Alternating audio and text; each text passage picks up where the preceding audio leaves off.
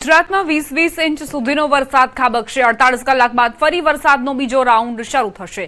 હવામાન નિષ્ણાંત અંબાલાલ પટેલની આ મોટી આગાહી। બંગાળના ઉપસાગરમાં એક મજબૂત સિસ્ટમ જે ગુજરાત તરફ આવવા જઈ રહી છે। 30-31 જુલાઈએ ભારેથી અતિભારે વરસાદની શક્યતા છે।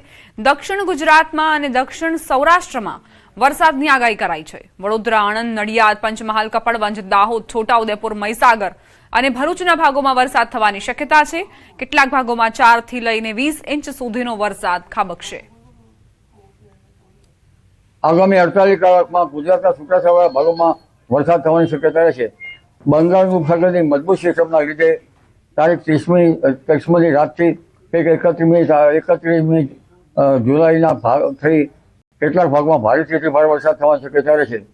આ ઉપરાંત દક્ષિણ ગુજરાતના ભાગોમાં પણ ભારેથી અતિભારે વરસાદ થવાની શક્યતા રહેશે। દક્ષિણ સૌરાષ્ટ્રના ભાગોમાં પણ ભારે વરસાદ થવાની શક્યતા રહેશે। લગભગ વડોદરાના ભાગો, આણંદ નડિયાદના ભાગો, આણંદ નડિયાદના ભાગો, કપડવંજના ભાગો, પંચમહાલના ભાગો, છોટાઉદેપુરના ભાગો, ભરૂચના ભાગો, ઉપરાંત દાહોદના ભાગો, મહીસાગરના ભાગોમાં પણ વરસાદ થવાની શક્યતા રહેશે। કેટલાક ભાગોમાં ભારેથી અતિભારે વરસાદ થવાની શક્યતા રહેશે।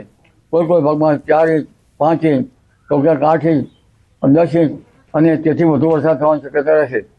કુલ એક્યુમ્યુલેટેડ કોઈ ભાગમાં 20 ઇંચ સુધી પણ પહોંચી જવાની શક્યતા રહે।